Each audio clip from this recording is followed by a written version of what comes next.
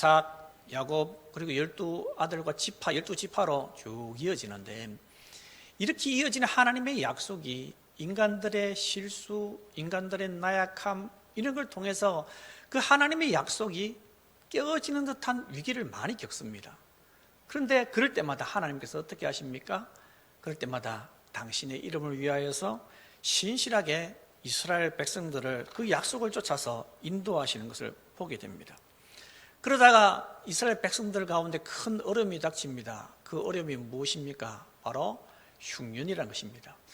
7년 동안 풍년이 일어나다가 7년 흉년이 일어나는데, 아무리 큰 부자일지라도 몇 년을 흉년을 지내고 나면 아무것도 없게 될 것입니다. 그래서 이스라엘 백성들은 어떻게 합니까? 야곱과 그 자녀들은 애굽이라는 나라에 내려가서 자기 아들 야곱의 자기 아들 요셉이 총리로 있는 애굽에 내려가서 거기서 오랜 세월 동안 살게 됩니다.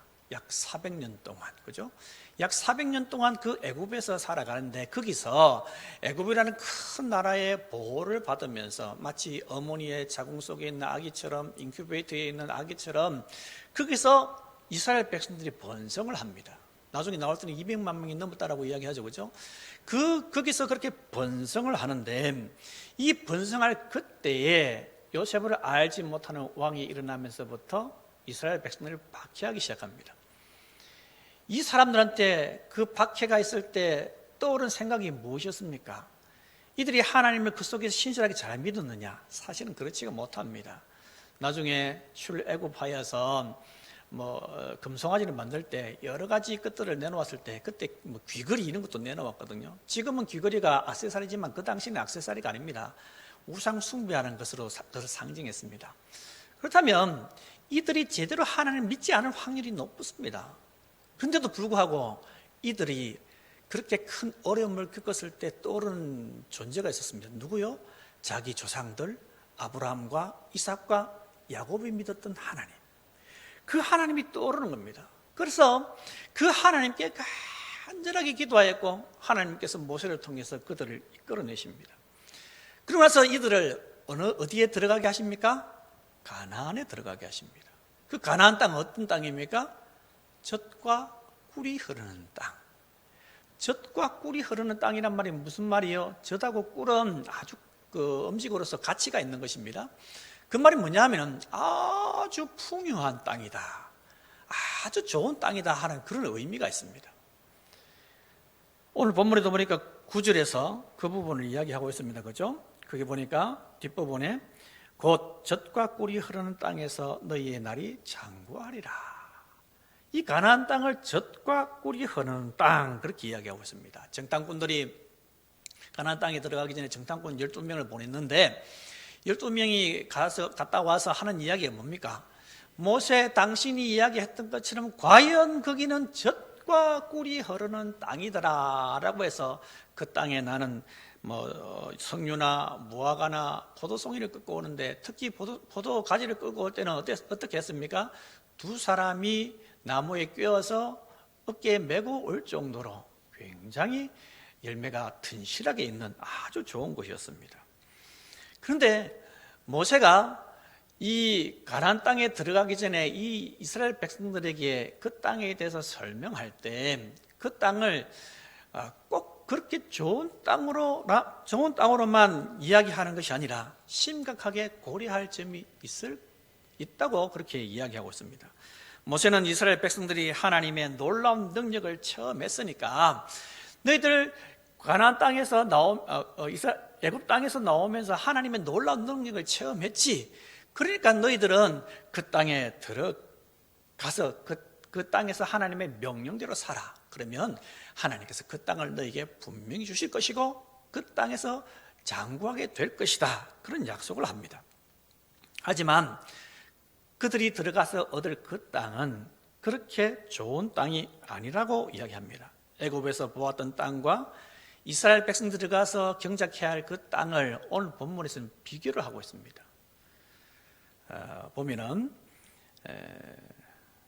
9절, 10절, 11절에 대해서 땅에 대해서 이야기하고 있는데, 이 땅은 애굽 땅과 그리고 너희들이 들어가서 얻을 이 가나안 땅은 차원이 다르다라고 두 땅을 비교를 하고 있습니다. 그 말이 무슨 말입니까? 비교를 한다는 것은 이것은 좋은데 이것은 좋지 않다. 너희들이 이렇게 좋은 땅인 줄 알았지만 사실은 이 땅이다. 너희들이 이렇게 안 좋은 땅인 줄 알았지만 사실은 이 땅이다 해서 두 개를 서로 비교를 하고 있는 겁니다. 여러분이 잘 알고 있는 것은 애굽이라는 나라는 지금의 아프리카의 북쪽에 있는 그런 나라입니다. 그 애굽이라는 나라는 연간 강수량이 그렇게 많지 않습니다. 연간 강수량이 많지 않다는 것은 다른 말로 이야기하면 비가 많이 내리지 않기 때문에 농사 짓기에 합당하지 않은 땅이다 이렇게 말할 수 있습니다. 연간 강수량만 보면 그렇습니다. 하지만 강수량이 많지는 않지만 이 땅이 비옥하고 아주 농사 짓기에 좋은 땅이라 그렇게 이야기하는데 그 이유가 뭐냐 하면 거기에는 나일강이라는 아주 큰 강이 흐릅니다. 이 나일강이 엄청나게 깁니다. 아마존강 다음으로 긴 걸로 알고 있습니다. 하여튼간에 이 강이 얼마나 길고 좋은지 강이라는 거지 않습니까? 원래 그 원줄기 샘이 그죠? 샘에서부터 뻥뻥뻥뻥 시작해서 물 조금 찔찔찔찔 흐르다가 그것이 여러 개 모여가지고 또 시내를 이루고 시내가 또 모여가지고 강을 이루고 또 강이 쭉 내려가다가 바다에 다다르게 됩니다. 처음에 물이 내려갈 때는 우리나라로 예를 들자면 산 같은 데서 이렇게 샘이 한 군데 출발할 때는 조금 가파르기 때문에 물속이 조금 빠르겠죠, 그죠? 빠르다가 강을 만나면 큰 줄기로 쑥 하고 가다가 맨 마지막에 바다 가까이 가게 되면 거기서는 강물의 속도, 유속이 굉장히 느려집니다.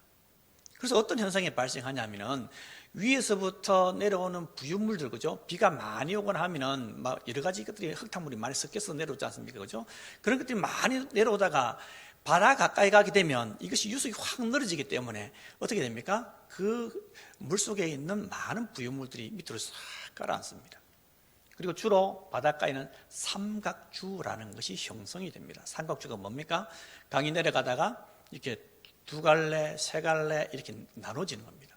그러면서 강줄기가 여러 부분 나누면서 여러 넓은 땅에 상류, 중상류에서 내려오는 그런 좋은 식물이 자라기 좋은 그런 영양분들이 거기에 다 쌓이는 겁니다. 그래서 옛부터 사람들이 많이 모여 사는 곳이 어느 곳이냐면 바로 그런 삼각주 같은데 강가, 물가에 사람들이 많이 살았습니다.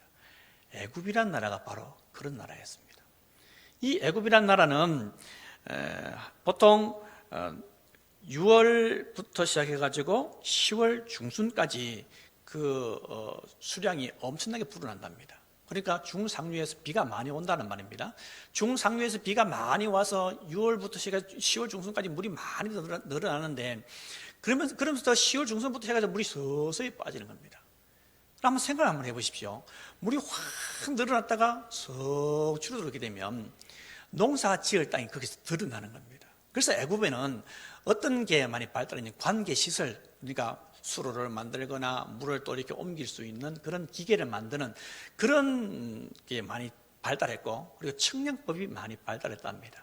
왜냐하면 한 번 뜯고 나면 다시 땅을 나눠야 되니까 측량법이 많이 발달했고 관계 수로 이런 것들이 많이 발달했답니다.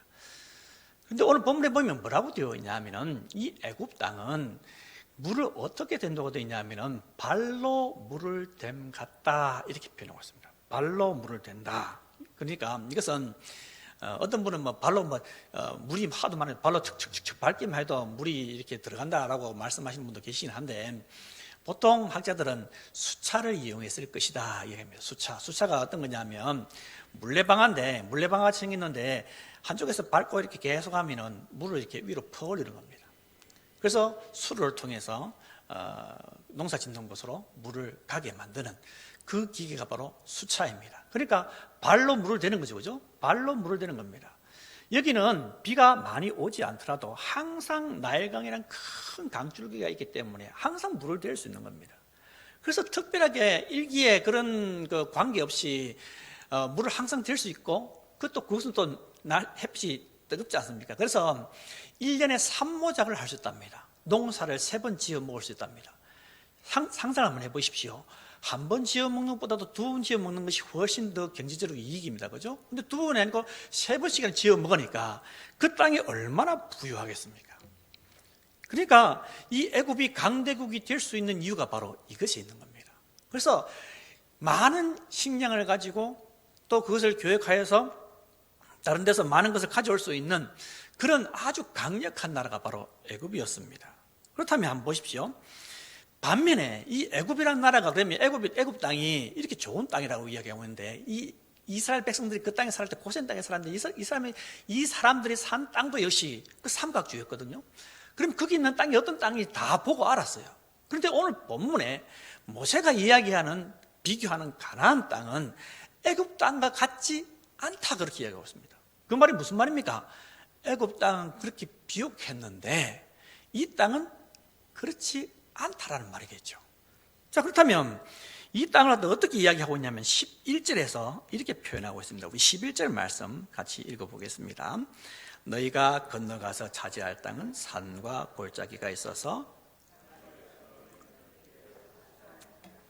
아멘. 자, 거기 보니까 산과 골짜기가 있어서 하늘에서 내리는 비를 어떻게 한다고요?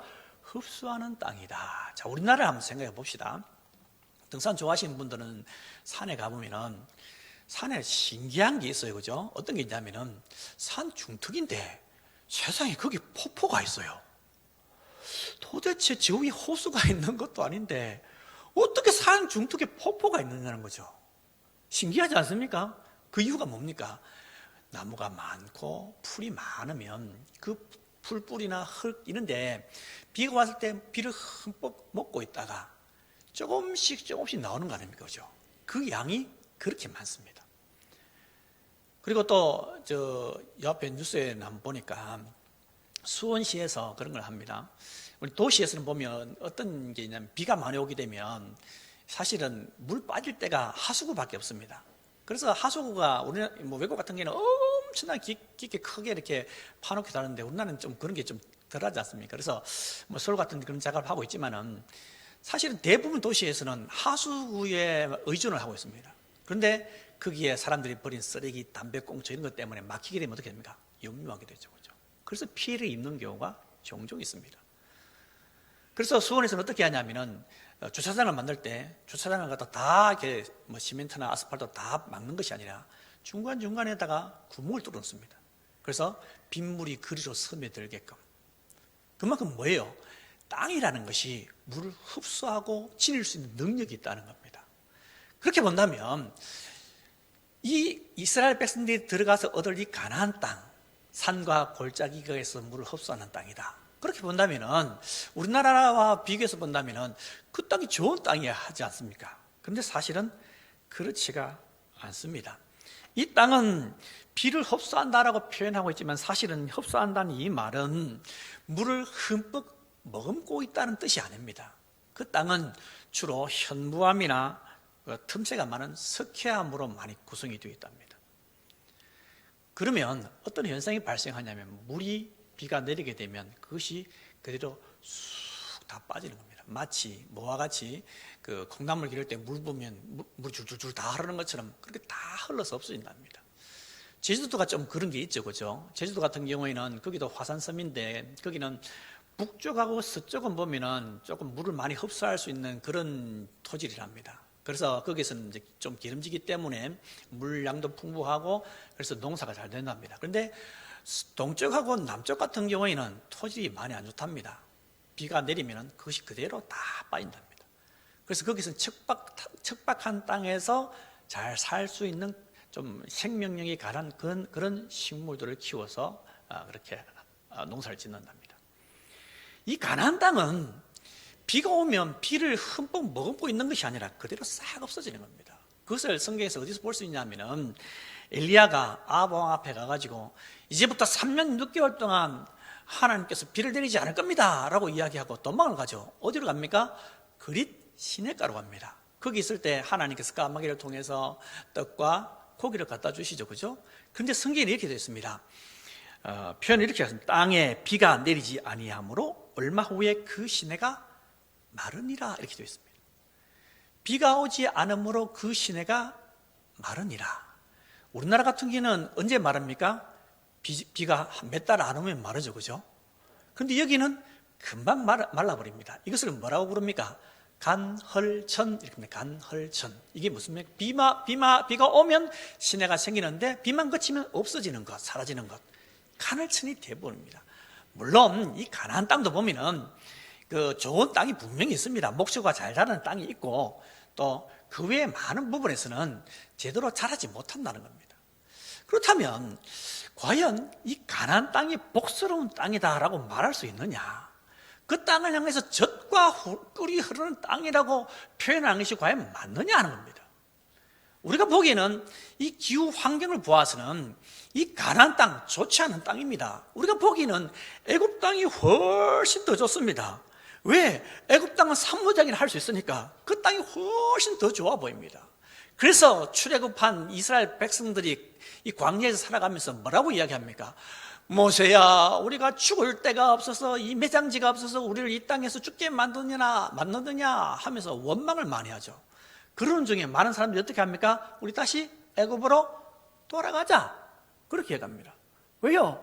거기서는 고기 가마가 옆에서 고기 조금이라도 먹고 마늘도 먹고 그랬는데 여기서는 아무것도 없고 이 박한 음식을 맨날 먹으니까 정말 신물이 나고 불평불만할 것이 너무 많습니다. 애굽 땅이 훨씬 좋은 것 같습니다. 땅이 쩍 갈라져가지고 죽은 사람들 여러분 기억하시죠? 고라 자손과 그리고 고라를 따랐던 다단과 아비람. 다단과 아비람이 한 번은 이런 이야기를 합니다. 우리 말씀 이거나 찾아봅시다. 민수기 16장 13절 말씀입니다. 민수기 16장 13절 말씀. 먼저 찾으신 분이 크게 읽어주십시오.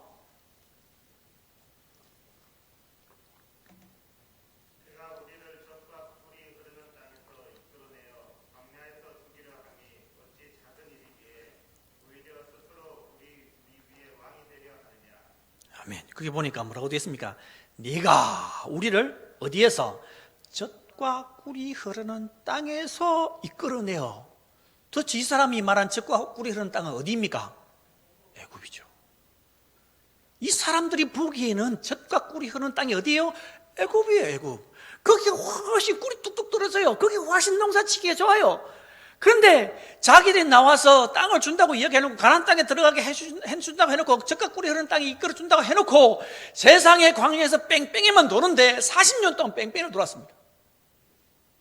도대체 젖과 꿀이 흐르는 땅은 어디에 있다는 거죠? 그렇게 바라는 그 땅은 도대체 어디 있다는 거예요? 그러니까 이 사람들 하는 이야기가 젖과 꿀이 흐르는 땅에서 우리를 이끌어냈더니만 너희들이 이제 왕이 되려고 하느냐? 이 사람들이 보기에는 애굽 땅이 젖과 꿀이 흐르는 땅입니다. 그런데 성경에서 분명히 말씀하시기를, 하나님께서 분명히 말씀하시기를 가나안 땅이 젖과 꿀이 흐르는 땅이다라고 말씀하고 계십니다. 왜 그렇게 말씀할 수 있을까요? 우리 14절 말씀 같이 읽겠습니다. 14절 시작. 여호와께서 너희의 땅에 이른 비 늦은 비를 적당한 때에 내리시리니 너희가 곡식과 포도주와 기름을 얻을 것이요. 아멘. 14절에서 하나님 모세가 이른 비와 늦은 비에 대해서 이야기하고 있습니다. 이른 비라는 것은 팔레스틴 지방에서 종자를 파종할 때 내리는 비인데 우리하고는 좀 반대입니다. 우리는 봄에 파종하지만은 여기에서는 10월 말에서 11월 초 정도에 이 비가 내립니다. 이른 비입니다. 이 비가 내릴 그때 파종을 하는 겁니다. 그러고 나서 늦은 비가 또 있는데 늦은 비는 언제냐 하면은 3, 4월에 내리는 비인데 이때는 이 곡식이 확 성장해서 결실을 하고 이렇게 튼실하게 될 때입니다. 그때 비가 많이 필요한데 그때 내리는 비가 바로 늦은 비입니다. 그렇다면 이 말은 뭐냐면은 오늘 본문의 14절에 보니까 뒷부분에 너희가 곡식과 포도주와 기름을 얻을 것이다 라고 이야기하고 있습니다. 그 말이 무슨 말입니까?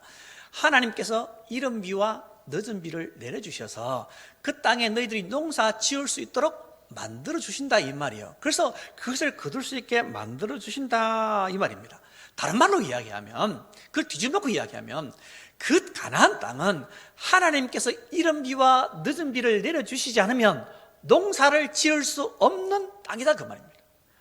아이고 하나님 하필이면 그런 데 가라 합니까? 아마존 얼마나 좋습니까? 나일강 얼마나 좋습니까? 메콩강 얼마나 좋습니까? 열대 우림 거기는 아무것도 하지 않아도 얼마든지 열매를 따먹을 수 있는 곳입니다. 사시사철 열매를 따먹을 수 있는 곳인데 왜 하필이면 그런 데 안 들어가고 이 가나안 땅 하늘을 바라보지 않으면 도저히 농사를 지을 수 없는 우리나라 같은 천수도학과 같은 그런 땅에 왜 하필이면 들어가게 하시냐는 겁니다.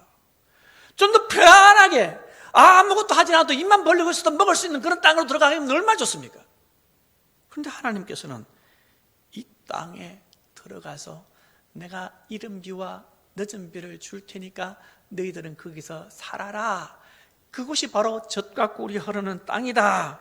이렇게 말씀하고 있습니다. 애굽은 언제든지 물을 댈 수 있는 그런 좋은 땅이 많은데 그 땅이 젖과 꿀이 흐르는 땅이 아니라 가나안 땅이 젖과 꿀이 흐르는 땅으로 이야기하고 있습니다.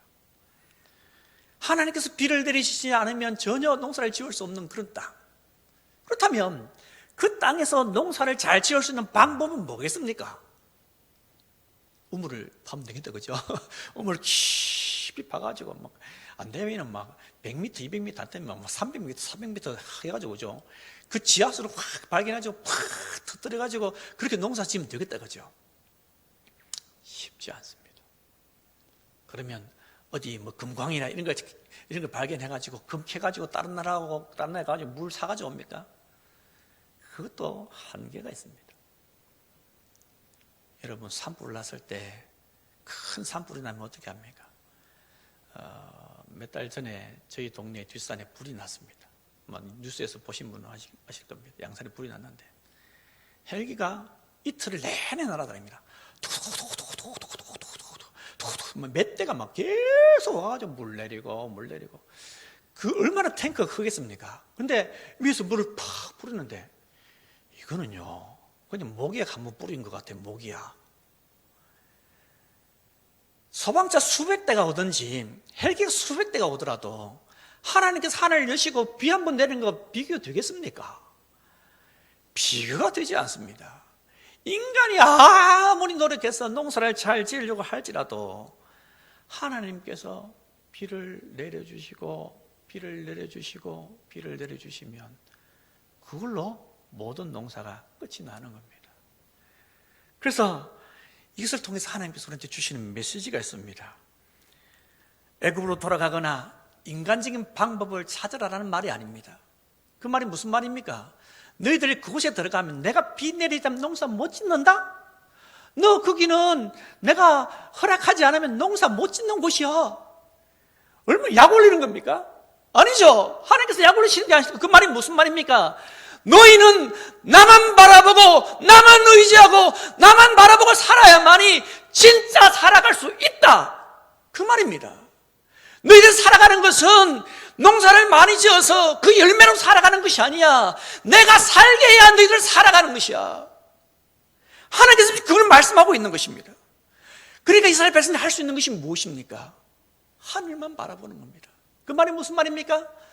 내가 살아갈 수 있는 방법은 오직 하나님께 의지하는 것밖에 없다. 하나님께서 그걸 통해서 이 가나안 땅을 통해서 그것을 보여주시는 것입니다. 우리가 살아가다 보면 하나님을 바라보지 않으면 하나님을 바라볼 수밖에 없는 그런 한계에 부딪히는 경우가 너무 많습니다. 내 힘으로 하는 줄 알았는데 사실은 보니까 내 힘으로 하는 것이 아니었습니다. 내 힘으로 할 수 있다고 생각했는데 내가 해보니까 안 돼요. 그 말이 무슨 말입니까? 그 상황을 보고 하나님께서 너 나 바라봐야 돼. 네가 할 수 있는 것 아무것도 없어. 내가 바로 너를 고쳐줄 수 있는 유일한 하나님이야. 하나님께서 이스라엘 백성들에게 애굽에서 나올 때 계속해서 기적을 보여주신 이유가 무엇입니까? 봐봐, 나는 너희 하나님이야. 너희는 내 백성이야. 그러니까 너희들은 나만 바라봐야 돼. 나만이 참 신이고 나만이 참 여호와고 나만이 너희들을 구원하는 유일한 구원자야. 그걸 계속해서 말씀하고 계신 겁니다. 광야에서 왜 만나를 먹이셨습니까? 너희들 만나러 살아가는 것이 아니야. 나 때문에 살아가는 거야. 너희들은 물로 살아가는 건 아니야. 물론 물 없으면 죽고 만나 없으면 죽고 죽습니다. 하지만 물로 사는 것도 아니고 만나로 사는 것도 아닙니다. 누구 때문에 사는 거라고요? 하나님 때문에 사는 겁니다. 그래서 어떤 사람들은 자기가 부유하게 되니까 하나님 은혜를 경험하지 못하여서 일부러 가난하게 되는 사람도 있습니다. 하나님께 기도해서 돈을 많이 벌었는데 돈을 많이 벌고 나니까 하나님을 의지하지 않는 거예요. 그래서 어떤 사람은 10에 90, 10에 90은 좀 이상한 거죠. 10에 9, 그죠? 100에 90 하나님께 헌금 드는 사람도 있습니다. 왜? 그렇지 않으면 하나님 은혜를 경험하기 힘드니까. 어떤 선교사님들이 오지에 선교하러 갔습니다.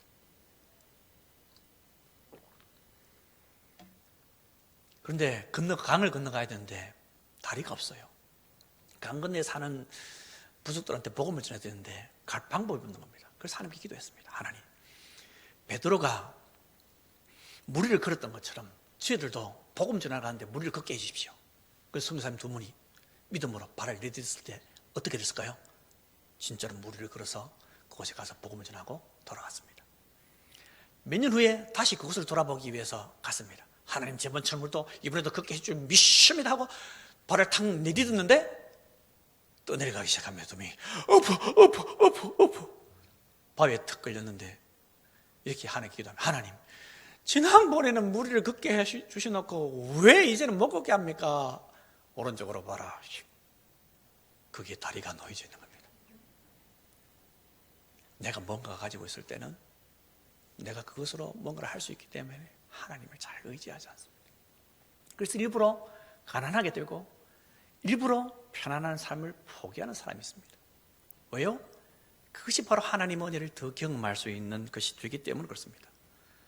저도 목회 생활을 하면서 제일 많이 하나님 은혜를 경험했을 때가 전도사 때입니다. 애기 둘, 셋 있고 살에 한 달에 60만 원, 65만 원 받고 살아갈 때 그때 너무 신기했어요. 하나님, 그때 둘째 임신했을 때인데 아내에게 뭔가 좀 기름진 걸 먹어야 되는데 뭐 없는 거예요. 그래서 기름진 거 좀 먹었으면 좋겠다 했는데 어떤 권사님이, 전사님, 사모님 이거 드리지 하면서 한우뼈를 가지고 오신 거예요. 한 번은 그런 일이 있었습니다. 짜파게티 먹고 싶다 했는데 은퇴하신 권사님이 지나가다가 짜파게티 3봉지 갖다 주는 거예요. 또 어떤 날은 또 막 시장만 왔다 갔다 포도를 먹고 싶은데 포도 살 돈이 없는데 하나님께서 그 다음날 중고등부 부장 선생님이 그 다음 주에 포도 한 상자를 갖다 주시는 겁니다. 포도를 이제 촌에 포도 농사를 짓는데 가서 포도를 따려고 보니까 포도 송이에 제 아내 얼굴이 보이더랍니다. 그래서 따가지고 오셨어요. 힘들고 어렵고 가난할 때 그때가 바로 뭐라고요? 하나님의 은혜를 경험할 때입니다. 하나님의 살아계심을 경험할 때입니다. 하나님께서 나를 주목하고 보고 계시다는 것을 경험할 때입니다. 그래서 기독교인의 복은, 기독교인 누리는 복은 잘 될 때만이 복이 아니라 못 될 때도 복입니다. 할렐루야! 하나님께서 그렇게 우리를 사랑하시고 그 가나안 땅을 그렇게 보고 계시는 겁니다. 그래서 그 가나안 땅이 어떤 땅이라고요? 젖과 꿀이 흐르는 땅이 될 수 있는 겁니다. 그리고 또 보십시오. 그 땅은 하나님께서 돌봐주시는 땅이다. 그렇게 기록하고 있습니다. 우리 12절 말씀 우리 같이 읽겠습니다. 11장 12절 말씀 시작. 네 하나님 여호와께서 돌봐주시는 땅이라. 연초부터 연말까지 네 하나님 여호와의 눈이 항상 그 위에 있느니라. 아멘. 네 하나님 여호와께서 어떻게 해주시는 땅이라고요? 돌보아 주시는 땅이다. 그렇게 기록하고 있습니다. 여기서 돌보아 준다라는 그 말의 단어의 원어의 뜻이 이런 뜻이 있습니다. 자주 찾다, 염려하여 찾다, 그런 뜻이 있습니다. 가령 한 이런 예를 들어봅시다. 집에 이 축대가 좀 불안해요. 뭔가 이렇게 무너질 것 같은 그런 느낌이 듭니다. 그럼 비가 많이 오면 마음이 어디 가 있어요? 축대에 가 있죠, 그죠? 그래서 어떻게 합니까? 비 많이 오나 안 오나 싶어서 가서 죽지 안 보죠, 그죠? 어떻게 해요? 한번 찾아가고 맙니까? 아니죠? 비가 계속 오면 어떻게 해요? 계속 찾아가죠, 그죠? 맞죠? 뭐 때문에? 염려 때문에. 또 한번 예를 들어 볼까요? 자, 뭐 안경 쓰신 분들 몇 분 계시는데 안경을 새로 맞췄어요. 이번에 눈이 잘 안 보여 침침해가지고 다초점 렌즈 막 한 40만 원 주고 맞췄어요. 너무 멋있어. 내가 봐도 좋은 것 같아. 쓰니까 막 뽀대가 나요. 그럼 어떻게 해요? 조금 뭐가 묻으면 어떻게 해요? 또 봤다고 계속 그렇게 하죠. 뭐요? 어디에 관심이 있어요? 안경에 관심. 남자분들 차 새로 샀습니다. 어떻게 합니까? 어디 가지도 않으면서 시동 잘 걸리나 안 걸리나 가지고 잘 걸리네 그죠? 어디 뭐 상처 입은 데는 먼지 묻은 게 없나 싶어요. 막 닦고 그래 하잖아요. 관심을 가지죠. 왜요? 귀중하게 생각되니까. 하나님께서 어떻게 하신다고요? 그 가나안 땅을 그렇게 찾고 계시다는 겁니다. 어떻게 해요? 자주 계속해서 그 땅을 지대한 관심을 가지고 그 땅을 주목하고 계십니다. 왜 그 땅을 주목하고 계실까요? 그 이유가 뭘까요? 그 땅은 당신의 사랑하는 백성들이 사는 땅이기 때문에 하나님께서 그 땅을 주목하고 보고 계시는 겁니다. 그런 것처럼 하나님께서 우리한테 그렇게 지대한 관심을 가지고 주목하고 계시다는 겁니다. 그리고 또 뭐라고 이야기하고 있습니까? 연초부터 연말까지 뭐가 있어요? 여호와의 눈이 항상 그 위에 있다라고 이야기하고 있습니다. 연초부터 연말까지 그 말이 무슨 말이에요? 1년 내내. 1년 내내는 무슨 말이에요? 계속 끝이 없습니다. 끝이. 하나님 어떤 분이세요? 영원 전부터 영원 후까지 계신 분이시죠, 그죠? 그분은 시간과 공간을 초월하고 계신 분이십니다. 그런데 그분이 뭐예요? 연초부터 연말까지 계속해서 그 눈을 가나안 땅에 고정을 시키고 계신다는 겁니다. 이것은 뭐와 같으냐면은 우리가 어디에 가든지 무엇을 하든지 항상 지켜보고 계시다는 겁니다.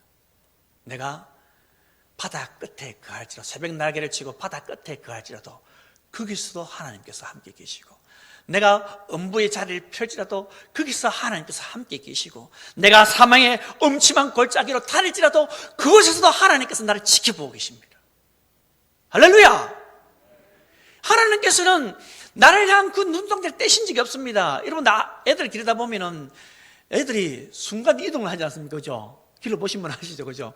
애들 잠깐 한눈판 사이에 순간적으로 잠깐 어디 보다가 봤는데 애가 없어요. 와, 이거 참 난감하대. 그죠? 저도 그런 적이 있었는데 막 얼굴이 노래집니다. 그죠? 그러면서 어디 갔어? 막 찾습니다. 그런데 하나님 그런 실수할까요? 안 할까요? 하지 않습니다. 우리를 향한 눈을 단 한 번도 떼신 적이 없습니다. 마치 연극에서 주인공이 독백을 할 때 다른 데 불은 다 꺼지고 그 주인공만 빛을 쫙 비추어서 주인공이 오른쪽으로 가면 빛도 오른쪽으로 따라가고 뒤로 가면 뒤로 따라가고 왼쪽으로 가면 왼쪽으로 따라가고 계속 따라다니는 그 스포트라이트처럼 그 하나님의 눈이 나에게 고정이 되어서 떠나지 않는다는 겁니다. 그래서 감사한 겁니다. 어렵고 힘들고 고통스러운 일이 있을 그때에도 하나님께서 나의 삶에는 전혀 관여하지 않으시고 마치 뒷짐을 지고 나를 죽음에 처한 것처럼 아무 상관도 하지 않는 듯한 그런 느낌이 들 그때에도 하나님은 단 한 번도 나를 향한 그 눈을 떼신 적이 없습니다. 그분은 단 한 번도 우리를 향한 사랑의 불을 끄신 적이 없습니다.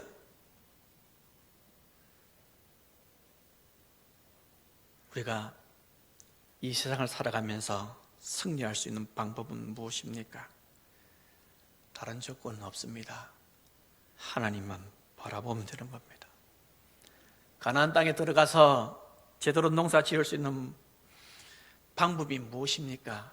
그 땅이 척박하고 산과 골짜기가 있어서 물을 다 빼버리고 흡수하는 땅일지라도 농사를 지을 수 있는 이유가 무엇입니까?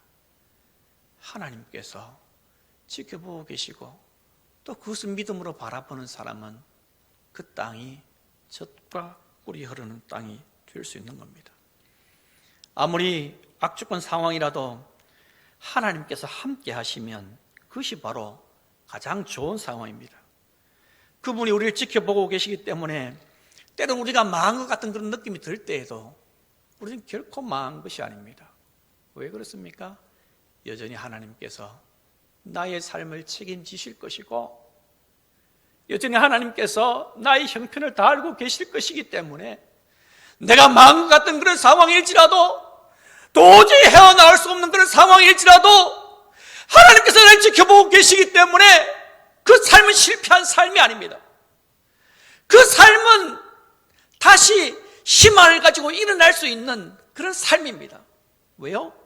하나님께서 그를 지켜보고 계시기 때문에 그렇습니다. 우리의 삶이 어렵고 힘든 일을 당하고 있습니까?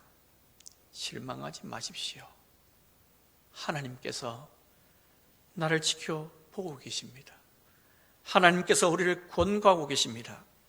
그분을 바라보고 그분을 의지하십시오.